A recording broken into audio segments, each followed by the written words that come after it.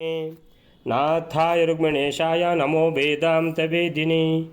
ओं रामाय रामभद्राय रामचंद्राय वेदसे रघुनाथाय नाथाय सीताय पते नमः। मनोजवं मारुततुल्यवेगं जितेन्द्रियं बुद्धिमतां वरिष्ठं वातात्मजं वानरयोत्तमुख्यं श्रीरामदूतं शरणं प्रपद्ये।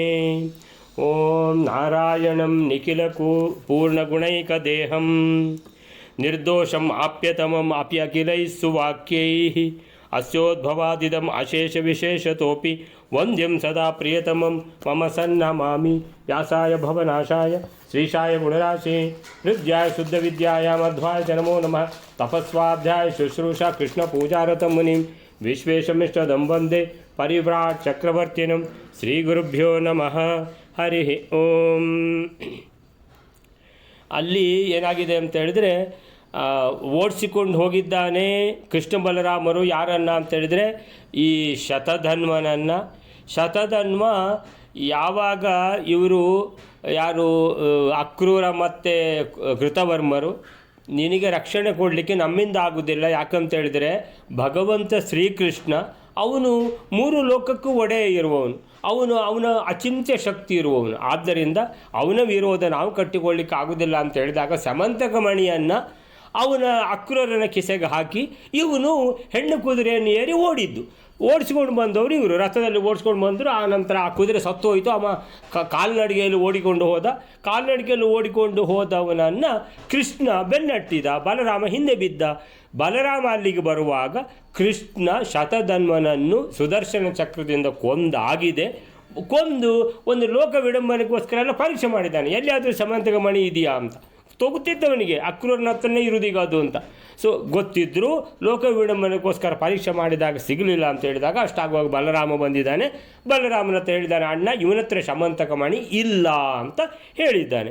ಆದರೆ ಬಲರಾಮನಿಗೆ ಇವನು ಮೊದಲು ಯಾಕೆ ಬಂದ? ಬಹುಶಃ ಇವನು ಮೊದಲು ಬಂದು ಏನಂತ ಹೇಳಿದ್ರೆ ಶತಧನ್ವನನ್ನು ಕೊಂದು ಸಮಂತಕ ಮಣಿಯನ್ನು ತಾನು ಇಟ್ಕೊಂಡ್ಬಿಟ್ಟಿದ್ದಾನೆ, ಬಚ್ಚಿಟ್ಟಿದ್ದಾನೆ, ಅದಕ್ಕೋಸ್ಕರ ಬಂದಿದ್ದಾನ ಅಂತ ಏನು ಮಾಡಿದ, ತಪ್ಪು ತಿಳಿದ ಬಲರಾಮ. ಆ ತಪ್ಪು ತಿಳಿದ ಕಾರಣ ಏನು ಮಾಡಿದ, ವಿದೇಹಕ್ಕೆ ಹೋಗಿದ್ದಾನೆ.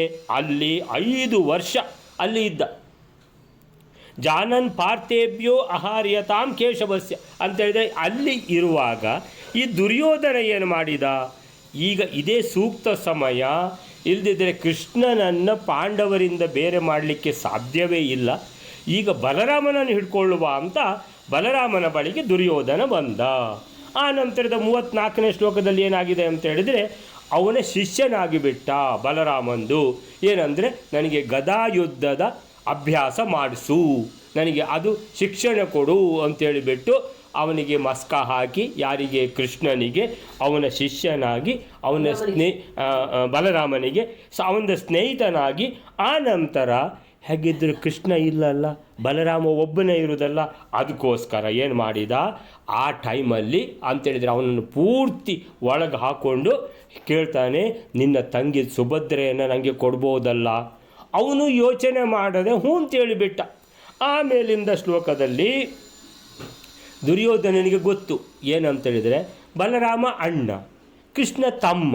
ಸೊ ತಮ್ಮ ಅಣ್ಣನನ್ನು ಏನು ಮೀರಲಿಕ್ಕೆ ಸಾಧ್ಯ ಇಲ್ಲ, ಅಣ್ಣನ ಮಾತನ್ನು. ಈಗ ಅಣ್ಣ ವಚನ ಕೊಟ್ಟುಬಿಟ್ರೆ ತಮ್ಮ ಕೇಳಲೇಬೇಕು ಅಂತ ಹೇಳಿಬಿಟ್ಟು ಏನು ಮಾಡಿದ, ಬಲರಾಮನ ದಕ್ಷಿಣ ಕೈಯನ್ನು ಅಂದರೆ ಬಲ ಕೈಯನ್ನು ತಗೊಂಡು ಅಂತೇಳಿದರೆ ಪ್ರತಿಜ್ಞೆ ಮಾಡಿಸಿಬಿಟ್ಟ.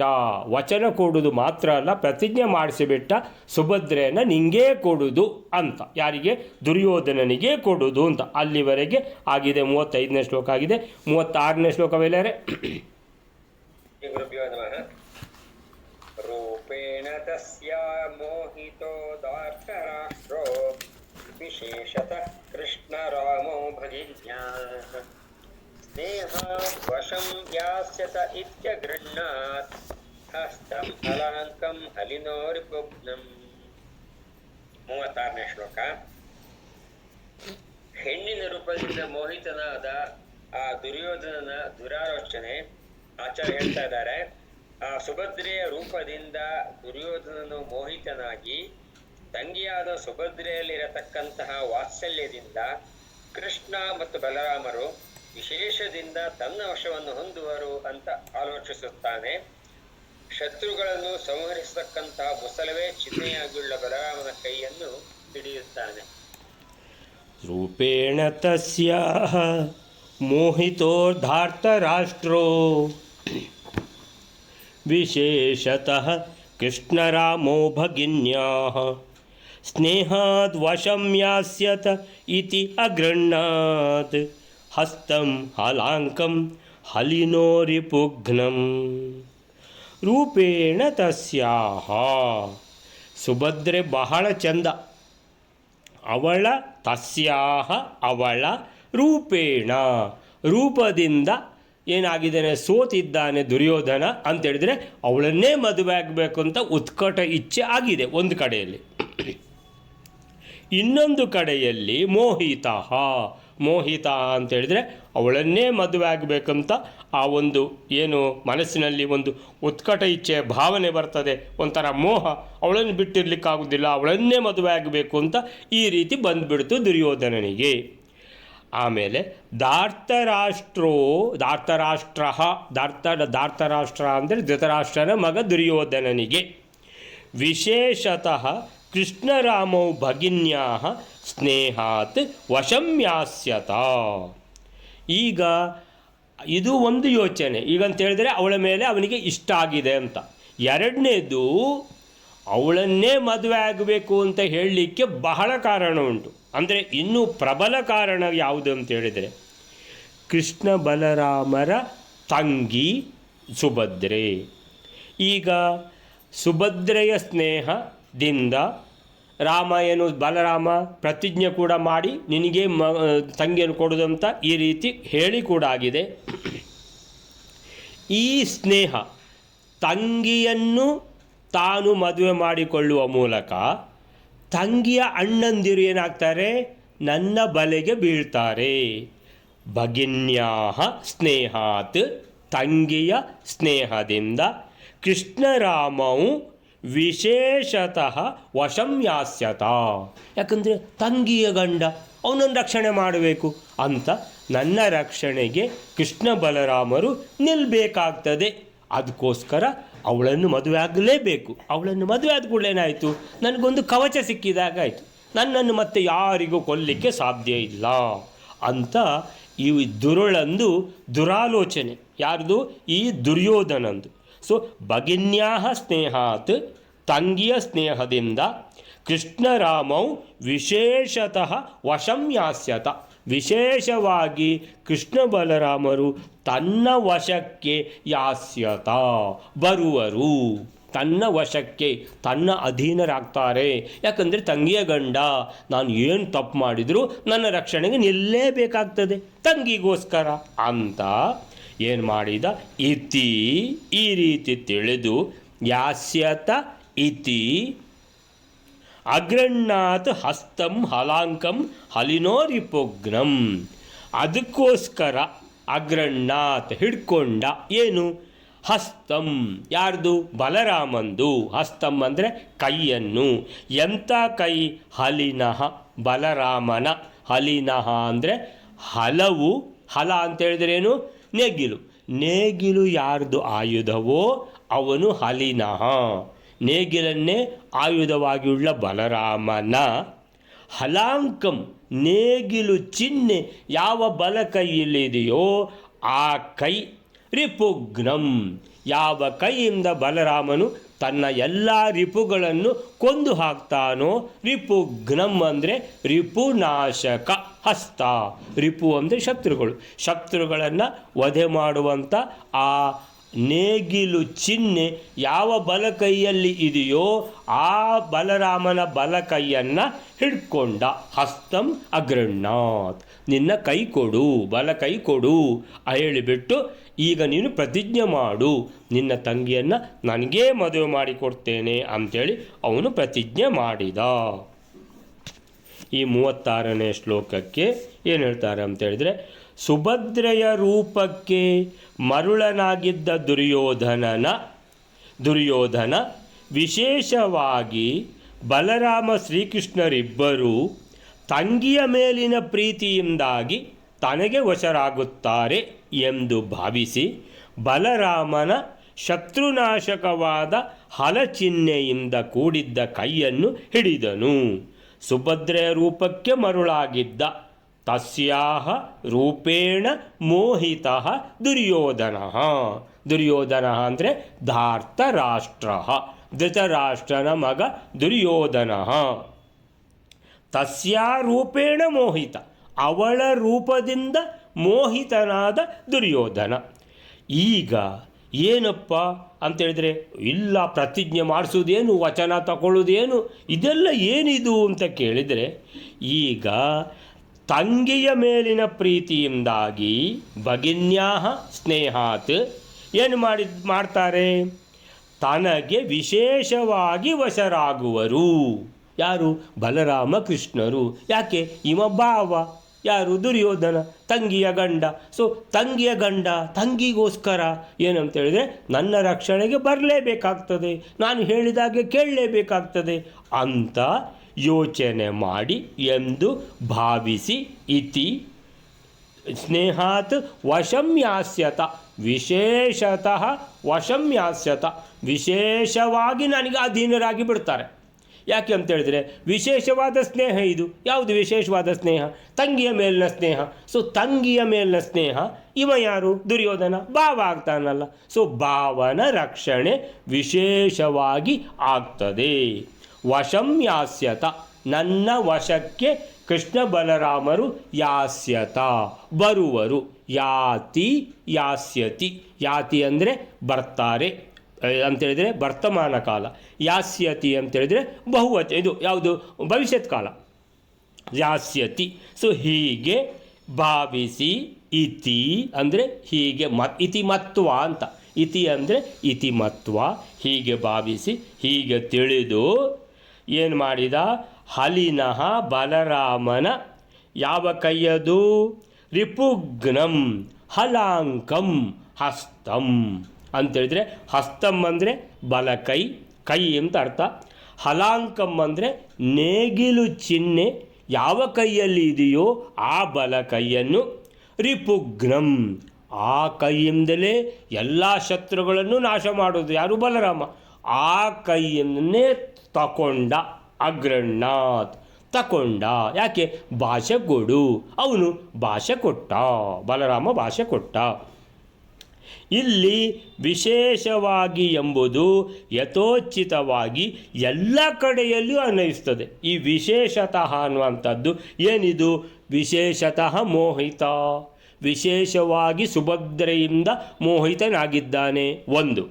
ಇನ್ನೊಂದು ಭಗಿನ್ಯಾಹ ಸ್ನೇಹಾತ್, ವಿಶೇಷತಃ ಭಗಿನ್ಯಾ ಸ್ನೇಹಾತ್, ತಂಗಿಯ ಮೇಲಿನ ಅತೀ ಜಾಸ್ತಿ ಆ ಸ್ನೇಹದ ಕಾರಣ ಅವರು ತನ್ನ ವಶರಾಗ್ತಾರೆ.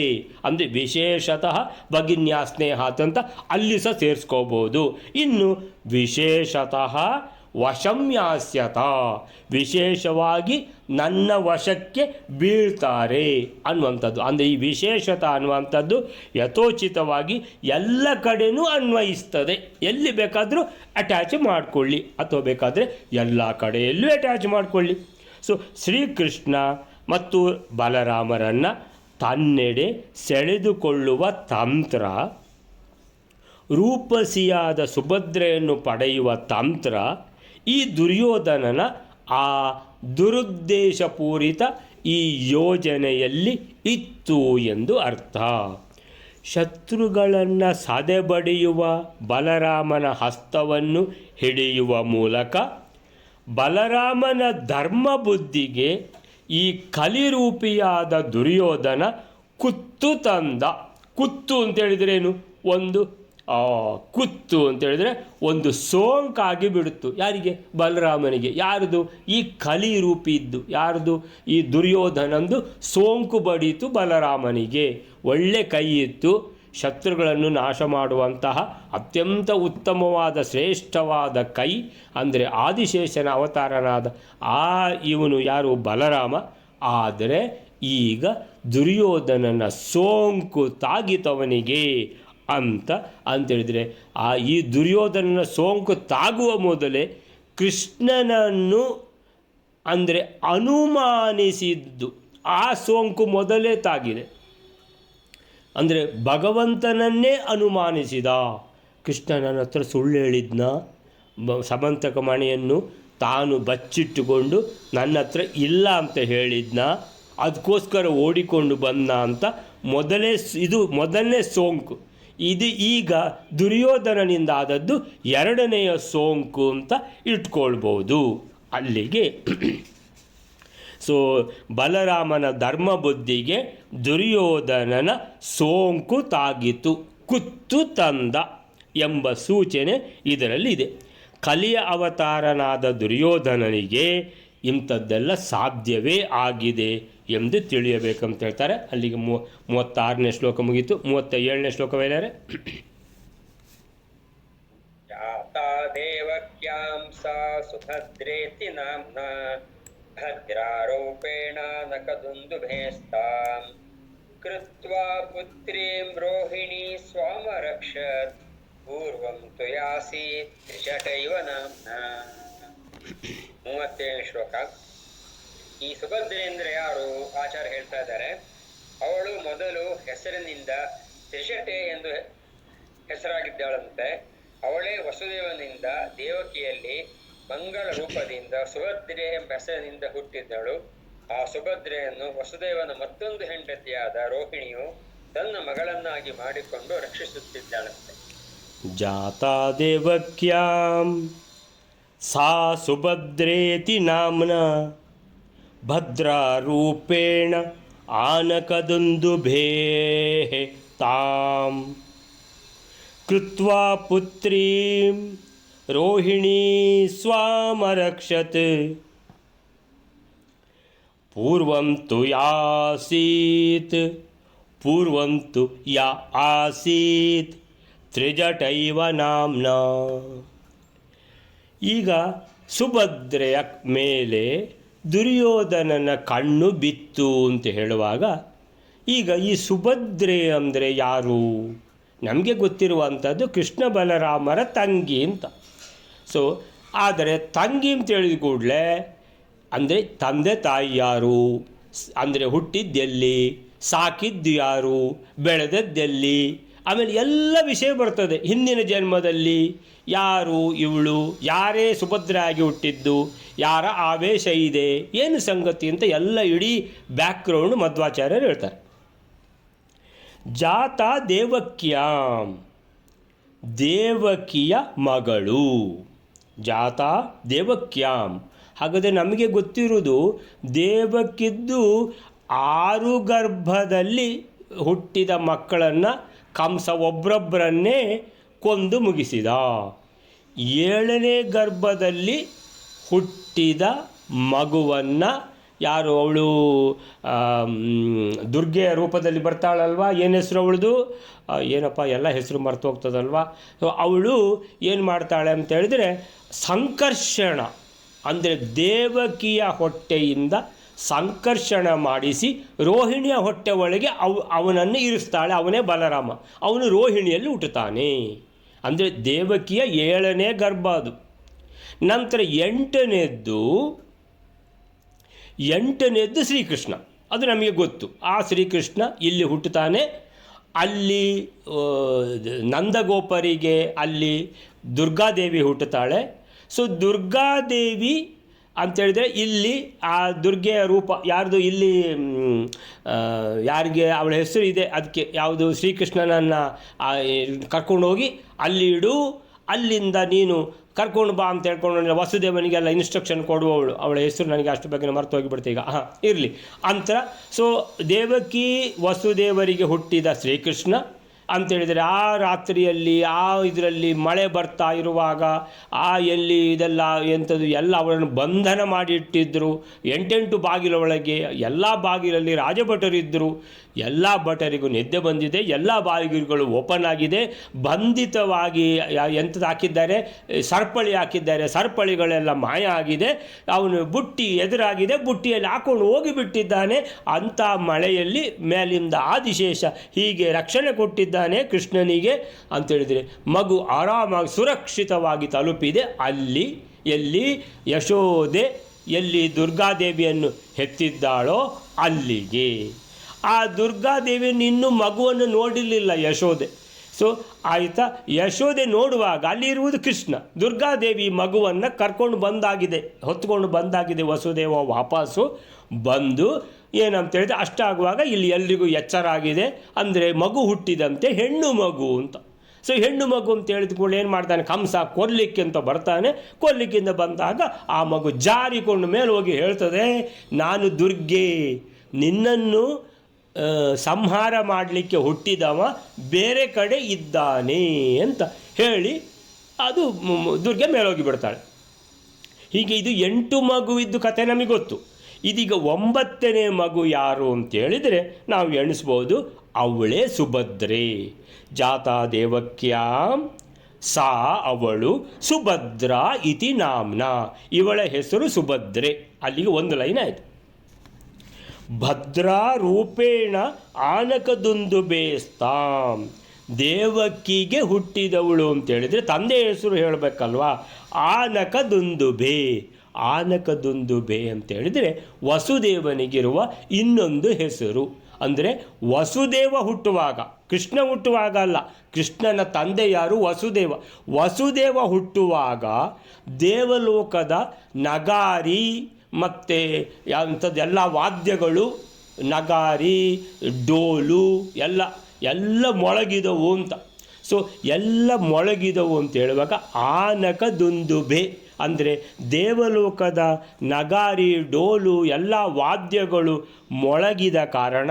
ಯಾಕೆ ಮೊಳಗಿತು ಅಂತೇಳಿದರೆ, ನೋಡಪ್ಪ ನಿನಗೆ ಭಗವಂತ, ನೀನು ತಂದೆ, ನಿನ್ನನ್ನು ತಂದೆ ಅಂತ ಎಣಿಸಿಕೊಂಡು ನೀನು ಮತ್ತೆ ದೇವಕಿ ತಂದೆ ತಾಯಿ ಅಂತ ಹೆಸರಿಗೆ ಇಟ್ಟುಕೊಂಡು ಶ್ರೀಕೃಷ್ಣ ಭಗವಂತ ನಿಮ್ಮಲ್ಲಿ ಅವತಾರ ಮಾಡ್ತಾನೆ ಅಂತೇಳಿದರೆ, ಭಗವಂತನ ತಂದೆ ತಾಯಿ ಅಂತ ಹೇಳುವಂಥ ಅತ್ಯಂತ ಶ್ರೇಷ್ಠವಾದ ಒಂದು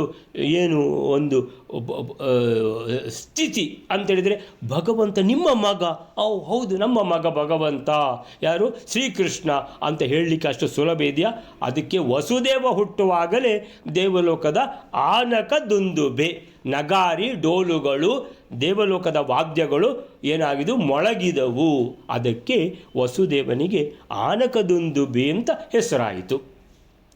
ಸೊ ಹಾಗಾದರೆ ಆನಕದುಂದುಬೇಹೆ ಅಂತೇಳಿದರೆ ವಸುದೇವನ ಮತ್ತು ದೇವಕಿಯ ಮಗಳು ಸುಭದ್ರೆ, ಅವಳ ಹೆಸರು ಸುಭದ್ರೆ. ಸುಭದ್ರೇತಿ ಸುಭದ್ರಾ ಇತಿ ನಾಮ್ನ, ಸುಭದ್ರಾ ಅಂತ ಅವಳ ಹೆಸರು.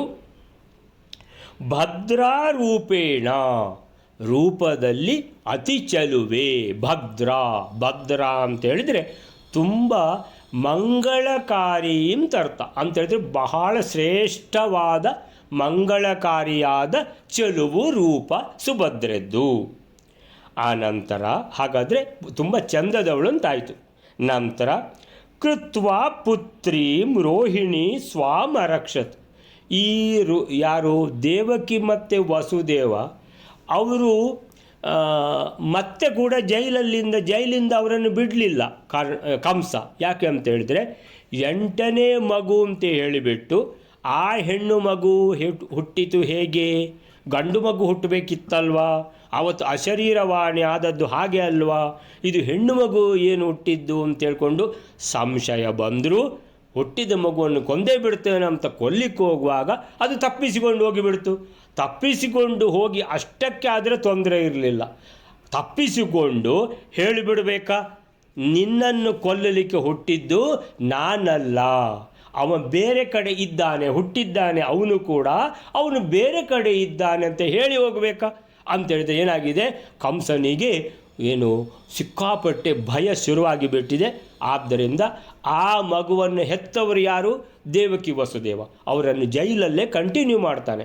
ಆದ್ದರಿಂದ ಜೈಲಲ್ಲೇ ಬಹುಶಃ ಈ 9ನೇ ಮಗು ಸುಭದ್ರೆ ಹುಟ್ಟಿದ ಕಾರಣ ಏನಾಯಿತು ಅಂತ ಹೇಳಿದರೆ, ರೋಹಿಣೀಂ ಸ್ವಾಂ ಪುತ್ರೀಂ ಕೃತ್ವ ಅರಕ್ಷತ್ ಅಂತೇಳಿದರೆ, ಈ ಮಗುವನ್ನು ಕೂಡ ಅಂತ ಹೇಗೆ ಬಲರಾಮ ರೋಹಿಣಿ ಹತ್ರ ದೊಡ್ಡದಾಗಿದ್ದಾನೋ ಹಾಗೆ ಈ ಮಗು ಕೂಡ ರೋಹಿಣಿಯ ಕೈ ಸೇರಿತು ಅಂತೇಳಿದರೆ ಅಲ್ಲಿಗೆ ಕಳಿಸಿದ್ದಾನೆ ಅಂತ ಇಟ್ಕೋಬೋದು. ಸೊ ಅಲ್ಲಿಗೆ ಕಳಿಸಿದ್ದಾನೆ ಕಂಸ, ಅಲ್ಲಿ ಅಂತ ಹೇಳಿದರೆ ಬೇರೆ ಕಡೆಗೆ ಹೋಗಲಿ ಅಂತ. ಸೊ ರೋಹಿಣಿ ಹತ್ರ, ಸೊ ರೋಹಿಣಿ ಸ್ವಾಂ ಪುತ್ರಿಂ ತನ್ನದೇ ಮಗಳು ಅಂತ ಕೃತ್ವ ಎಣಿಸಿಕೊಂಡು ಅರಕ್ಷತ್ ಈ ಮಗುವನ್ನು ರಕ್ಷಿಸಿ ಪೋಷಿಸಿದ್ದಾಳೆ, ಬೆಳೆಸಿದ್ದಾಳೆ, ತನ್ನ ಮಗಳನ್ನಾಗಿಸಿ ರಕ್ಷಿಸಿದಳು. ಸೊ ಹೀಗೆ ಕೃತ್ವ ಪುತ್ರೀಂ ಯೋಗಮಾಯೆ. ಸೊ ಯೋಗಮಾಯೆ ಎಲ್ಲ ಕೆಲಸ ಮಾಡೋದು ಯೋಗಮಾಯೆ. ಸೊ ಯೋಗಮಾಯೆಯ ಮುಖಾಂತರ ಎಲ್ಲ ಭಗವಂತ ಕೆಲಸ ಮಾಡಿಸುವಂಥದ್ದು. ಸೊ ಹೀಗೆ ಯೋಗಮಾಯೆ ಮುಖಾಂತರ ಅಲ್ಲಿ ಏನಾಯಿತು, ವಸುದೇವನಿಂದ ಹುಟ್ಟಿದ ಕೃಷ್ಣ ಅಲ್ಲಿಗೆ ತಲುಪುತ್ತಾನೆ, ಅಲ್ಲಿಂದ ಆ ದುರ್ಗಾದೇವಿ ಇಲ್ಲಿಗೆ ಬರ್ತಾಳೆ. ಸೊ ಎಲ್ಲ ಯೋಗಮಾಯದ್ದು ಕೆಲಸ. ಸೊ ಈ ಯೋಗಮಾಯೆ ಏನಾಗಿದೆ, ಇಲ್ಲೀಗ ರೋಹಿಣಿ ಯಾರನ್ನು ಸುಭದ್ರೆಯನ್ನು ತನ್ನದೇ ಮಗಳು ಸ್ವಾಂ ಪುತ್ರೀಂ ಕೃತ್ವ ತನ್ನದೇ ಮಗಳನ್ನಾಗಿ ಮಾಡಿಕೊಂಡು ಅರಕ್ಷತ್ ಅಂದರೆ ರಕ್ಷಣೆ ಮಾಡಿದಳು. ಯಾರ್ದು? ಸುಭದ್ರೆದ್ದು. ಈ ಸುಭದ್ರೆ ಹಾಗಾದರೆ ಇದು ಹುಟ್ಟಿದ್ದು ಎಲ್ಲಿಂತಾಯಿತು, ಯಾರು ತಂದೆ ತಾಯಿಂತಾಯಿತು, ಯಾರು ಬೆಳೆಸಿದ್ದಂತಾಯಿತು, ಎಷ್ಟು ಚೆಂದ ಇದ್ದಾಳಂತಾಯಿತು. ಇನ್ನೀಗ ಇವಳು ಪೂರ್ವ ಜನ್ಮದಲ್ಲಿ ಅಂದರೆ ಯಾರಾಗಿದ್ಲು ಇವಳು ಅಂತ ಪೂರ್ವ ಜನ್ಮದಲ್ಲಿ ಯಾ ಆಸೀತ್ ಯಾರು ಆಗಿದ್ದರು, ಯಾ ಆಸೀತ್ ಅಂದರೆ ಯಾರು ಆಸೀತ್ ಆಗಿದ್ದಳು. ತ್ರಿಜಟಾಯೇವ ನಾಮ್ನಾ ರಾಮಾಯಣದಲ್ಲಿ ಸೀತಾದೇವಿಯನ್ನು ರಾವಣ ಅಪಹರಿಸಿ ಅಶೋಕವನದಲ್ಲಿ ಇರಿಸಿ ಸೀತಾದೇವಿಯೇ ಒಪ್ಕೊಳ್ಬೇಕು, ತಾನು ಅವಳ ಮೇಲೆ ಬಲಾತ್ಕಾರ ಮಾಡೋದಿಲ್ಲ ಅಂತೇಳ್ಕೊಂಡು ದೊಡ್ಡ ಗುಣ ತೋರಿಸಿದ ಅಂತ ನಾವು ನಂಬಲಿಕ್ಕಾಗತ್ತಾ? ಇಲ್ಲ. ಯಾಕಂತೇಳಿದ್ರೆ ಯಾವಾಗ ಅವನು ಬಲಾತ್ಕಾರ ಮಾಡ್ತಾನೋ ಆಗ ಅವನ ಎಲ್ಲ ಸಂಪತ್ತು ನಾಶ ಆಗ್ತದೋ ಏನೋ ಒಂದು ಬಂದಿದೆ ಅಲ್ವಾ, ಅದೀಗ ಮರ್ತೋಗಿದೆ. ಸೊ ಆಯಿತಾ, ಅದಕ್ಕೋಸ್ಕರ ಹೆದರಿ ಅವನು ಸೀತಾದೇವಿಯೇ ತನಗೆ ಒಪ್ಪಿ ಹ್ಞೂ ಅಂತ ಹೇಳಬೇಕು, ಆಮೇಲೆ ಅವಳನ್ನು ಮದುವೆ ಆಗೋದು ಅಂತ ಅಶೋಕವನದಲ್ಲಿ ಇರಿಸಿ ಅವಳಿಗೆ ನಾನಾ ಥರದ ಭಯ, ನಾನಾ ಥರದ ಹಿಂಸೆ ಎಲ್ಲ ಆ ರಾಕ್ಷಸಿಗಳ ಮುಖಾಂತರ ಕೊಡಿಸ್ತಿದ್ದ. ಆ ರಾಕ್ಷಸಿಗಳು ಗಳಿಗೆಗೊಬ್ಬಳು ಬರೋದು, ನಿನಗೆ ಗೊತ್ತು, ನಿನಗೆ ರಾವಣ ಅಂತೇಳಿದರೆ ಅವನು ಏನು 3 ಲೋಕದಲ್ಲಿ ಅಪ್ರತಿಮ ವೀರ, ಅವನು ಹಾಗೆ ಅವನು ಹೀಗೆ ಅಂತೆಲ್ಲ ಹೇಳಿ ನೀನು ಯಾಕೆ ಅವನನ್ನು ಮದುವೆ ಆಗಲಿಕ್ಕೆ ಒಪ್ಕೊಳ್ಳೋದಿಲ್ಲ, ಬೇಗ ಒಪ್ಕೋ ಅಂತ ಪೀಡಿಸ್ತಾ ಇದ್ದರು. ಅಂತೇಳಿದರೆ ನಾನಾ ರೀತಿಯ ಭಯ ತೋರಿಸ್ತಾ ಇದ್ದರು. ಇಲ್ಲದಿದ್ರೆ ಅವನು ನಿನ್ನನ್ನು ಕೊಂದಾಗ್ತಾನೆ ನೋಡು, ನೀನು ಹಾಗೆ ಮಾಡ್ತಾನೆ ಹೀಗೆ ಮಾಡ್ತಾನೆ, ಇನ್ನು ಶ್ರೀರಾಮ ಎಲ್ಲಿದ್ದಾನವ, ಅವನನ್ನು ನೋಡು, ಅವನಿಗೆ ಹಿಂಸೆ ಕೊಟ್ಟು ಕೊಂದು ಬಿಡ್ತಾನೆ, ನಿನ್ನಿಂದಾಗಿ ಎಲ್ಲ ಸತ್ತೋಗ್ತಾರೆ, ಹಾಗೆ ಹೀಗೆ ಏನೆಲ್ಲ ಪೀಡೆ ಕೊಡ್ತಿದ್ರು. ಆವಾಗ ಸೀತಾದೇವಿಗೆ ಅದೊಂದು ಏನಂತೇಳಿದರೆ, ಸೀತಾದೇವಿ ಅಂತೇಳಿದರೆ ನಿಜವಾದ ಸೀತಾದೇವಿ ಅಲ್ಲ, ಅದು ಅಂತೇಳಿದರೆ ಸೀತಾಕೃತಿ ಅದು. ಆದರೂ ಸೀತೆ ಅಂತ ಹೇಳಿಬಿಟ್ಟು ಅವರು ಥರದ ಹಿಂಸೆ ಕೊಡ್ತಾ ಇದ್ದರು. ಆ ಹಿಂಸೆಗೆ ಸೀತಾದೇವಿ ಏನಾಗಿದ್ಲು, ಬಹಳ ಮರುಗಿದಳು. ಕಥೆಯಲ್ಲಿ ಪ್ರಕಾರ ಹೇಗೆ ಅಂತ ಹೇಳಿದ್ರೆ, ವಾಲ್ಮೀಕಿ ರಾಮಾಯಣದ ಪ್ರಕಾರ ಬಹಳ ಮರುಗಿದಳು. ಅವಳಿಗೆ ಅಂತ ಹೇಳಿದ್ರೆ ಬಹಳ ಹಿಂಸೆ ಆಗ್ತಿತ್ತು, ತಡ್ಕೊಳ್ಳಿಕ್ಕೆ ಆಗದ ರೀತಿಯಲ್ಲಿ ಹಿಂಸೆ ಆಗ್ತಾ ಇತ್ತು ಸೀತಾದೇವಿಗೆ. ಆಗ ಒಬ್ಬಳು ತ್ರಿಜಟ ಅಂತ ಈ ರಾಕ್ಷಸಿಯರು ರಾಜ ಭಟರಿದ್ದಾರಲ್ಲ, ರಾವಣನ ಆ ಭಟರು, ಇವಳನ್ನು ಸೀತೆಯನ್ನು ಕಾಯುವಂಥವರು, ಅದರಲ್ಲಿ ಒಬ್ಬಳು ತ್ರಿಜಟ ಅಂತ ಇದ್ಲು. ಆ ತ್ರಿಜಟೆ ಮಾತ್ರ ಆ ತ್ರಿಜಟೆ ಪೂರ್ವಂ ಅಪ್ಸರ, ಅವಳು ಅಪ್ಸರಾ ಸ್ತ್ರೀಯಾಗಿ ಅವಳು ಏನೋ ಒಂದು ಮಾಡಿದ್ಲು ಅಂತ ಅವಳಿಗೆ ಶಾಪ ಸಿಕ್ಕಿಬಿಟ್ಟು ಅವಳು ರಾಕ್ಷಸ ಜನ್ಮ ಪಡೆದು ಇಲ್ಲಿಗೆ ಬಂದಿದ್ಲು.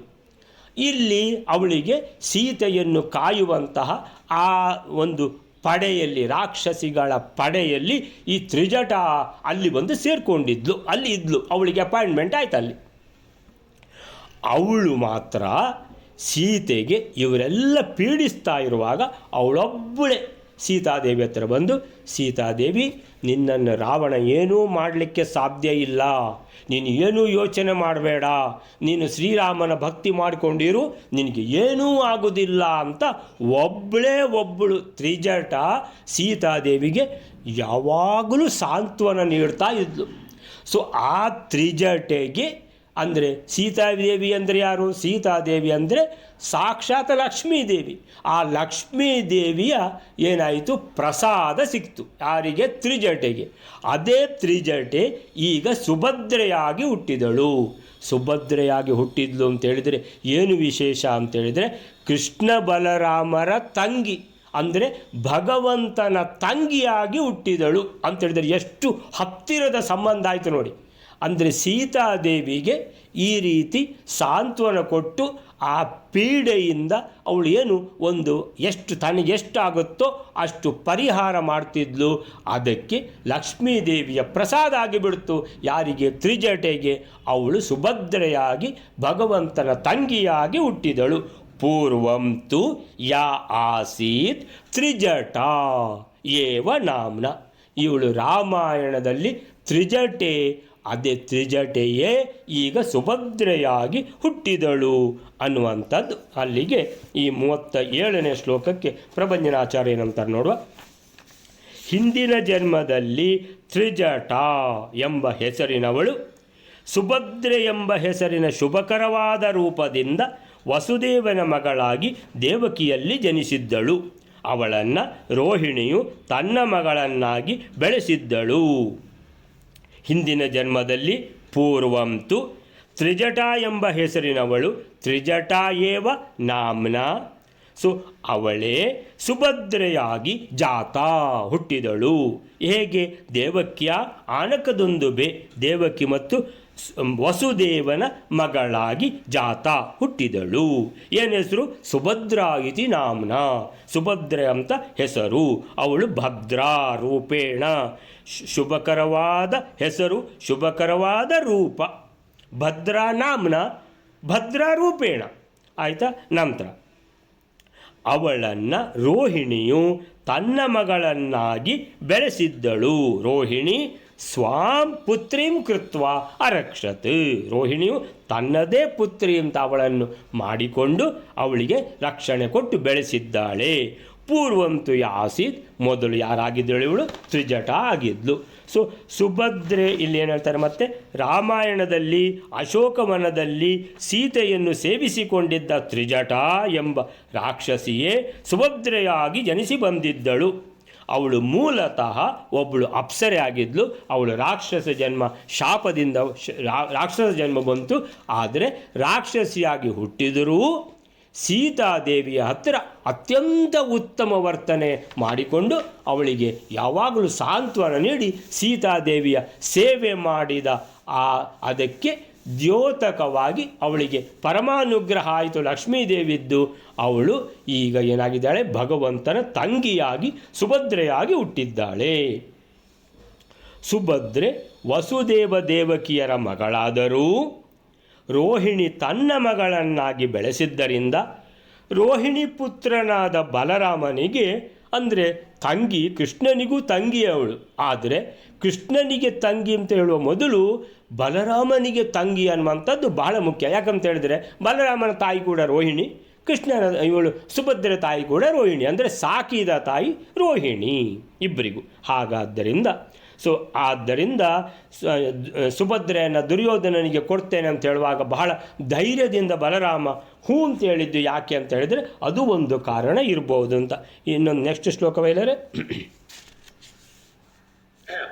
ಸೀತಾಯಾಃ ಪ್ರಾನ್ನಿತ್ಯ ಶುಶ್ರೂಷಣಾರ್ಥ ಬಭೂವ ವಿಷ್ಣುರ್ಭಗಿನಿ ಪ್ರಿಯಾ ಚ ಉಮಾವೇಶಾದ್ರೂಪಗುಣೋಪಪನ್ನ ಪದ್ಮೇ ಕ್ಷಣ ಚಂಪಕಧಾಮ ಗೌರಿ. ಸುಭದ್ರೆಯ ಬಗ್ಗೆ ಇನ್ನಷ್ಟು ಹೇಳ್ತಾ ಇದ್ದಾರೆ.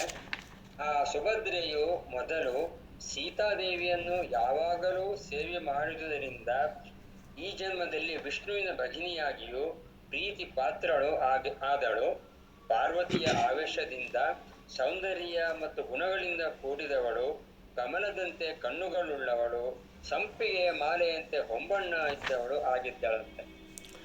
ಸೀತಾಯಾಃ ಪ್ರಾಂಗ್ ನಿತ್ಯ ಶುಶ್ರೂಷಣಾತ್ ಸಾ ಬಭೂವ ವಿಷ್ಣೋಃ ಭಗಿನಿ ಪ್ರಿಯಾ ಚ ಉಮಾವೇಶಾತ್ ರೂಪಗುಣೋಪಪನ್ನ ಪದ್ಮೇಕ್ಷಣ ಚಂಪಕ ಧಾಮ ಗೌರಿ.